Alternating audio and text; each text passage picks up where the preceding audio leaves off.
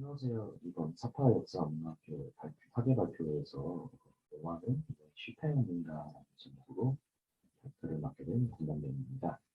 먼저 제가 양해를 구할 부분이 있는데요. 사실 이번 발표의 제목은 낚시성이 짙습니다. 제가 이번에 사실 로마제국의 쇠락이라든가 좀 제가 수축이라고 부르기를 선호하는 그런 과정에 집중하기보다는 이제 국내에도 잘 알려진 유명한 책이 있죠.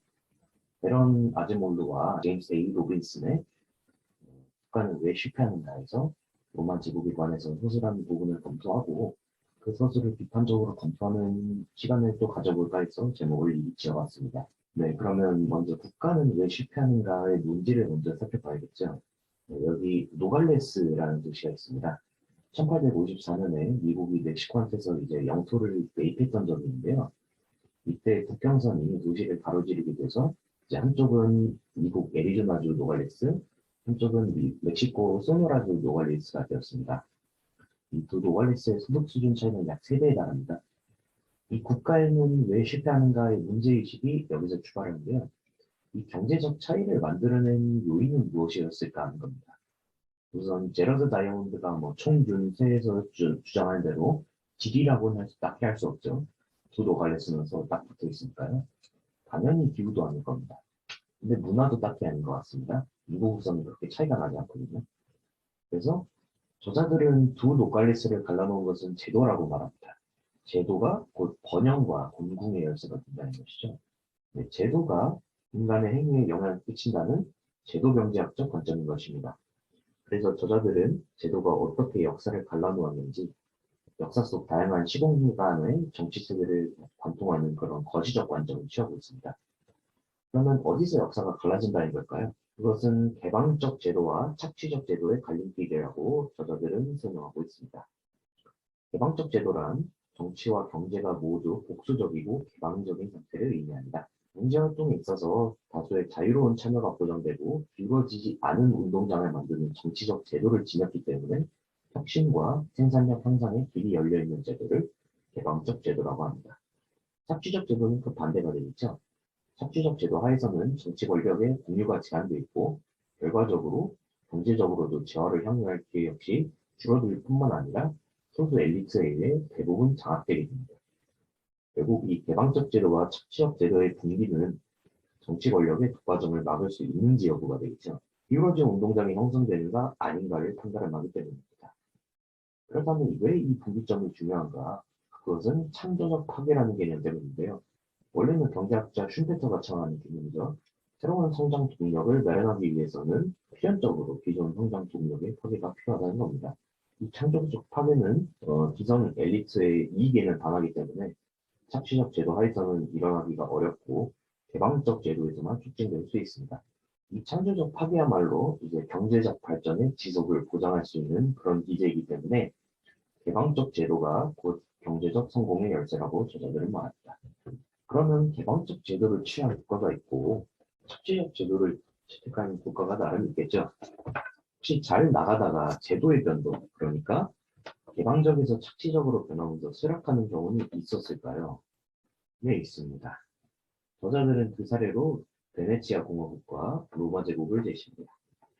베네치아의 경우 상업으로 번성한 것으로 유명하죠. 베네치아 공화국에서는 누구나 사업을 차릴 수 있었고 자신의 사업 기반을 바탕으로 지배층인 원로원에 편입되는 과정이 13세기경까지는 비교적 자유로웠습니다. 그런데 13세기를 기점으로 이탈리아어로는 라세라가, 폐쇄라고 불리는 일련의 규라든가 규정들이 통과되기 시작합니다. 원로원에 들어갈 수 있는 자격 요건이 점차 기존 원로원 구성원들의 동의를 필요로 하는 폐쇄적인 방향으로 나아가기 시작한 것이죠.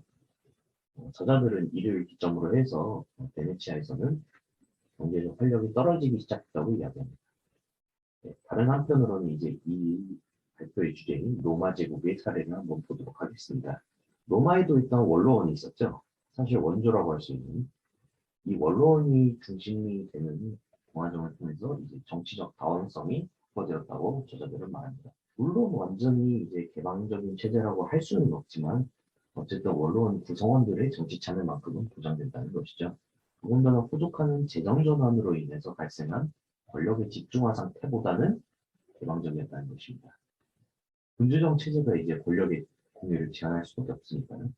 이 아우구스투스 이래 재정 전환으로 인해서 권력이 집중화되면서 착취가 강화되고 혁신에 대한 거부가 또 강화된다는 것입니다.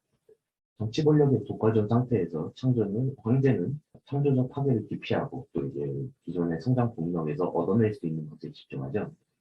이렇게 집중한 권력은 얻을 수만 있다면 굉장히 매력적인 것입니다. 그래서 이걸 두고 내전이 심화했다고 저자들은 설명하는데요.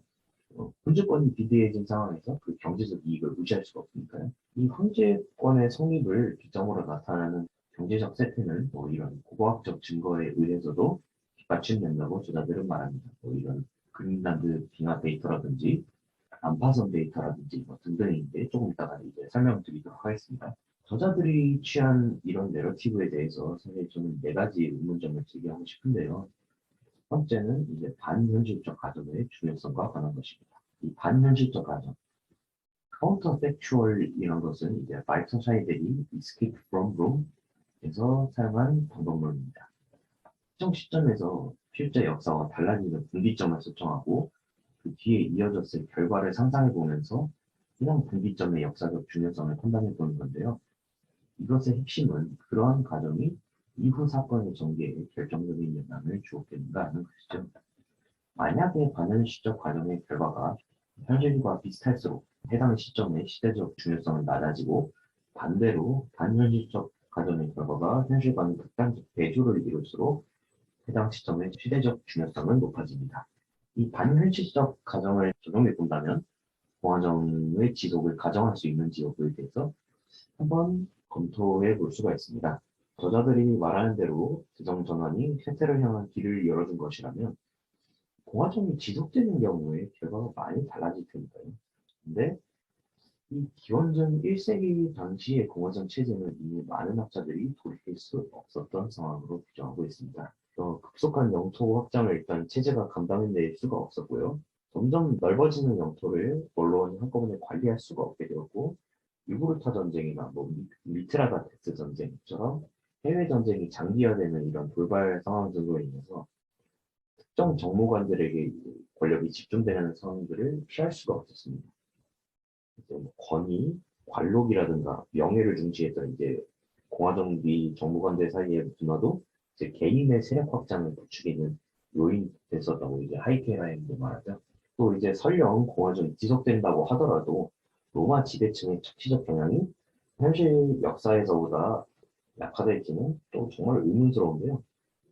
공화정기의 속주 총독들이 재임할 때 부패를 저질렀던 일 때문에 재판에 불려나온 일은 찾아보기 어렵지가 않습니다. 예를 들자면 티케로의 변론으로 유죄 판결이 나왔던 시칠리아 총독 베로의 사례, 또 이제 저자들이 개방적 제도를 향한 움직임이라고 평한 그라코스 형제의 사례. 그라코스 형제는 유명하죠. 이탈리아 내 토지를 재분배하려고 했던 그라코스 형제. 이 중에 형인 티베리우스 그라코스가 있었습니다. 이 티베리우스는 원로원 의원들의 폭력 행사로 사망하는데 이 티베리우스가 곤봉에 맞아 죽던 날 폭력의 주동자이기도 했고 티베리우스의 친척이기도 했던 스키피오 나시칸이 이렇게 말했다고 전해집니다. 나라가 성하기를 원하는 이는 나를 따르시고 자신이 보기에 티베리우스는 국가를 어지럽히고 있다는 것이죠. 당시 로마 지배층의 상당한 폐쇄성을 보여주는 빌면입니다. 두 번째 의문점은 논리의 연결고리가 빈약하다는 겁니다. 내전의 심화를 재정 성립 때문이라고 할 수 있을까요? 이 원로원 중심의 과전 체제 내에서도 내전은 사실 고질적인 현상이었죠. 그래서 아까 이 첫 번째 의문점에서와 마찬가지로 재정 성립의 중심적인 의미를 부여할 필요성이 과연 있는가 하는 것입니다. 클리퍼드 안도가 여기 임피리얼 롬이라는 책에서 지적했듯이 오히려 로마 제정 내에서 내전을 촉진한 원인은 현재의 확보한 권력 독점이 아닌 권력의 불확실성이었다는 점을 상기할 필요가 있습니다. 또 저자들이 재정전환을 로마 세태의 주 원인으로 꼽았지만 이 재정전환이 구체적으로는 어떤 영향을 가져다 주었는지는 언급이 많지 않습니다. 예전의 증가 위에는 별다른 설명이 적고요. 그러니까 공화정에서 재정, 정체 전환의 과정을 다루는 부분이 상대적으로 비대합니다.